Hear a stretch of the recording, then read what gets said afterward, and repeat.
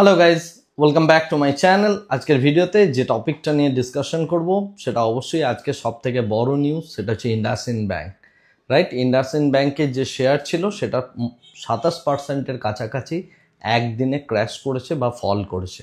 তো এর বিহাইন্ডে কী কী রিজন রয়েছে এবং এটা কর্পোরেট গভর্নেন্সের কত বড় ইস্যু, সেই বিষয়টা নিয়ে আমি একটু ডিসকাশন করব। বাট তার আগে আরেকটা ছোট্ট আপডেট দিয়ে রাখি। সেই আপডেটটা হচ্ছে যে এয়ারটেল স্টারলিংকের সাথে একটা কোলাবোরেশন করেছে এবং সেই নিউজটা জাস্ট সদ্যই এসছে মার্কেটে। এই কোলাবোরেশনের ফলে স্টারলিংক এয়ারটেলের হাত ধরে ইন্ডিয়াতে পুরোপুরিভাবে বিজনেস করবে এবং এয়ারটেল ডিস্ট্রিবিউশনের পুরো দায়িত্বটা নিচ্ছে। যাই হোক, সেটা এয়ারটেলের জন্য আশা করি একটা পজিটিভ দিক হবে এবং এটা রিলায়েন্স জিওর জন্য উল্টো দিক থেকে দেখতে গেলে একটা যথেষ্ট খারাপ নিউজ। বিকজ একটা কোম্পানি, আমাদের এই যে স্যাটকম মার্কেট আসতে চলেছে আগামী হয়তো 5 বছর 10 বছর ডাউন দ্য লাইন, সেই জায়গাটাতে এয়ারটেল অনেকটা এগিয়ে থাকলো। উল্টো দিক থেকে দেখতে গেলে রিলায়েন্স জিও এই মুহূর্তে রাশিয়ার সাথে চুক্তি করে কিছু নতুন নতুন স্যাটেলাইট কেনার প্ল্যান করছে, তাদের বিজনেসটাকেও ধীরে ধীরে মানে সামনের দিনে এগিয়ে নিয়ে যাওয়ার জন্য। যাই হোক, এই বিষয়ে নতুন নতুন যে সমস্ত আপডেটগুলো আসতে থাকবে আমি সেই সমস্ত আপডেটগুলো আপনাদের দিতে থাকবো। তো এবার আসছি আমি ইন্ডাসইন্ড ব্যাংকের ঘটনায়। তো ইন্ডাসইন্ড ব্যাংকে যে জিনিসটা ঘটেছে আজকের ডেটে 27%-এর কাছাকাছি ফল করেছে। আপনি যদি এটা ভেবে থাকেন যে ফিউচার অ্যান্ড অপশনসে ট্রেড করে শুধু আপনি লস করেন, তাহলে আজকে এই ধারণাটা আপনার সম্পূর্ণভাবে ভেঙে যাবে। তার কারণ হচ্ছে ইন্ডাসইন্ড ব্যাংক 1500 কোটি টাকার ডেরিভেটিভ কন্ট্রাক্ট কারেন্সি মার্কেটে ডেরিভেটিভ কন্ট্রাক্ট হেজিং করতে গিয়ে লস করেছে এবং এই বিষয়ে তারা আগে থেকেই জানতো। পুরো বিষয়টা মোটামুটিভাবে দেখতে গেলে এপ্রিল কোয়ার্টারে, অর্থাৎ এপ্রিল 2024 থেকেই বিষয়টা তাদের নজরে চলে এসেছিল। পরবর্তীকালে গিয়ে অক্টোবর নাগাদ তারা একটা এক্সটার্নাল পার্টি হায়ার করে যারা এই বিষয়টা নিয়ে ইনভেস্টিগেশন করবে, কিন্তু কোনোভাবেই তারা তাদের যে মানে যে কি বলবো ইনভেস্টারদেরকে তারা ইনফর্মও করেনি, কোনো কিছু করেনি। তো পরবর্তীকালে সামনেই ইয়ার এন্ডিং চলে এসছে। তো গতকাল ইভিনিংয়ে ইন্ডাসইন্ড ব্যাংকের যিনি সিইও সুমন্ত কাঠপালিয়া, তিনি অ্যাকচুয়ালি এই জিনিসটাকে অ্যাড্রেস করেন যে আমাদের এরকম একটা মেস আপ হয়েছে, যেখানে আমরা হেজ করতে গিয়ে টোটাল 1520 কোটি টাকার মতো একটা অ্যামাউন্ট, সেই অ্যামাউন্টটা এইভাবে আমাদের মানে আপাতত বুকে লস হিসাবে দেখতে হবে। সেই কারণের জন্য আজকের ডেটে ইন্ডাসইন্ড ব্যাংক কিন্তু এতটা পরিমাণ ফল করেছে। এটা শুধুমাত্র 1520 কোটি টাকার লসের জন্য নয়, এই লসটা হচ্ছে ট্রাস্ট ইস্যু। তার কারণ হচ্ছে যে মানে এই যে প্রোমোটার বা যে ম্যানেজমেন্ট রয়েছে, প্রোমোটার বা ম্যানেজমেন্ট কেউই এই বিষয়টা নিয়ে, এত বড় একটা বিষয় নিয়ে সাধারণ জেনারেল যে মাস রয়েছে তাদের কাউকে ইনফর্মও করেনি।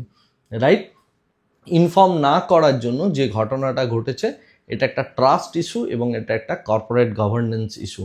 রিসেন্টলি এরপরে গিয়ে সেই লসটা নিজের খাতায় বুক করতে হবে, সামনে ইয়ার এন্ডিং এসছে, তাই আজকের ডেটে গিয়ে এই জিনিসটা পাবলিকের সামনে আনা হচ্ছে।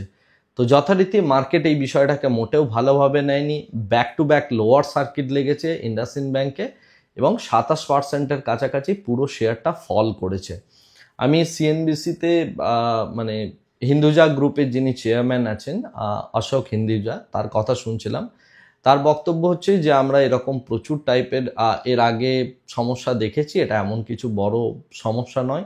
বাট স্টিল যদি শেয়ার প্রাইসের দিকে তাকানো হয় তাহলে একদিনে 27% একটা বড় লার্জ ক্যাপের ফল করা এবং সেই জায়গা থেকে 20,000 কোটি টাকার মতো মার্কেট থেকে ওয়াইপড আউট হয়ে যাওয়া, মানে মার্কেট ক্যাপ ওয়াইজ 20,000 কোটি টাকার মতো ওয়াইপড আউট হয়ে যায়, এটা not a matter of joke. তো সেই জিনিসটাকে আপাতত মিডিয়ার মাধ্যমে প্রোমোটার এবং তার সাথে সাথে যে ম্যানেজমেন্ট আছে তারা কভার আপ দিতে নেমেছে, যেখানে সিইওর বক্তব্য হচ্ছে যে না, আগামী এই বছরের যে আমাদের রেজাল্ট আসবে, রেজাল্ট যথেষ্ট ভালো আসবে। এই যে মেসআপটা হয়েছে এটাকে কনজিউম করেও আমাদের রেজাল্ট ভালো আসবে এবং আমরা প্রফিটেবল থাকবো।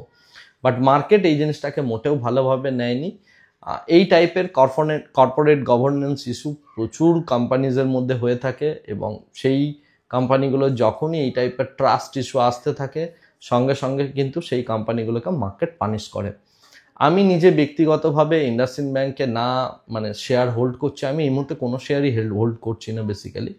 বাট আমি শর্ট পজিশনেও ছিলাম না যে এত বড় ফলটা আমি মানে এনজয় করব। আমার একজন স্টুডেন্ট, সে পুরো এই জিনিসটাকে শর্ট করেছিল দুদিন আগে থেকে, এবং he is enjoying the profit.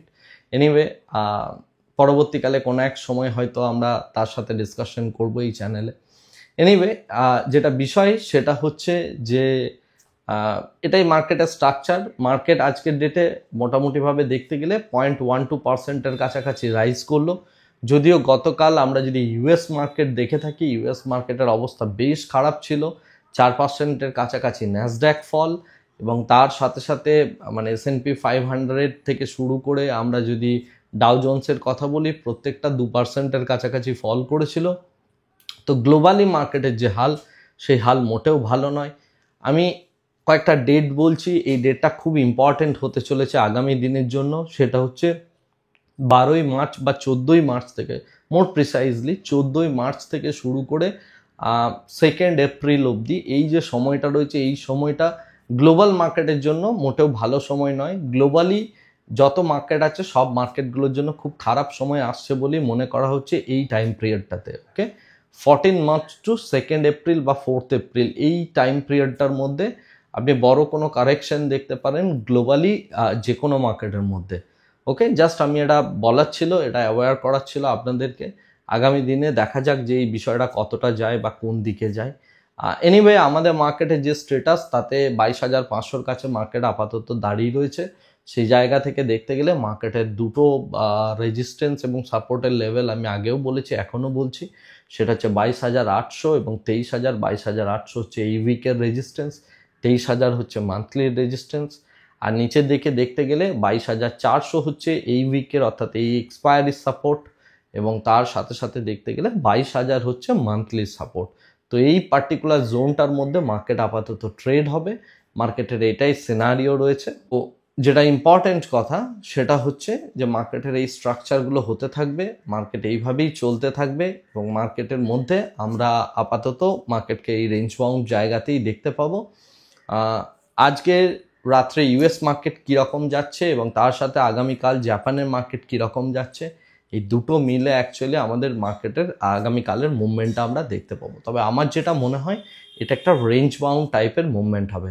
Last but not the least একটাই কথা, আপনারা যদি কেউ আমার মেন্টরশিপ প্রোগ্রাম জয়েন করতে চান, আমার মেন্টরশিপ প্রোগ্রাম আসছে 29 তারিখ, 27 এপ্রিল থেকে আমার মেন্টরশিপ প্রোগ্রামে ক্লাস স্টার্ট হবে। যদি আপনারা কেউ মেন্টরশিপ প্রোগ্রামে জয়েন করতে চান, তাহলে অবশ্যই অবশ্যই অবশ্যই এই ভিডিও ডেসক্রিপশন বক্সে একটা ফর্ম আছে, সেই ফর্মটা ভালো করে পড়ে নিন। তারপরে সেখানে একটা ভিডিও দেওয়া আছে, ভিডিওটা দেখুন। সমস্ত শর্ত যদি আপনার মঞ্জুর হয় তবেই আপনি ফর্মটা ফিল আপ করবেন, এবং ফর্ম ফিল আপ করার পর আপনার যদি ইচ্ছে করে আমার সাথে কন্ট্যাক্ট করতে পারেন। আমি বছরে হয়তো একটা কি দুটো ব্যাচই রান করি। 2025-এর জন্য এটা লাস্ট ব্যাচ। 2025-এ আমি কোনো এছাড়া আর কোনো মেন্টরশিপের ব্যাচ আসবে না। সুতরাং এই বছরের জন্য এটা একটা লাস্ট ব্যাচ হতে চলেছে। আপনি যদি নিজেকে এনরোল করতে চান, প্রফেশনাল ট্রেডার হতে চান, বা trading as a part time বা ফুল টাইম জব হিসাবে নিতে চান, তাহলে অবশ্যই এই ফর্মটা ফিল আপ করুন। তারপরে আমি আপনার ফর্ম দেখে যদি আপনি সিলেক্টেড হন, তাহলে আপনি মেন্টরশিপ প্রোগ্রাম জয়েন করবেন। আজকের ভিডিওটা থেকে এর থেকে বড় কিছু বার্তা দেওয়ার নেই। ভিডিওটা আপাতত এখানেই শেষ করছি। Thank you very much. Bye bye, tata.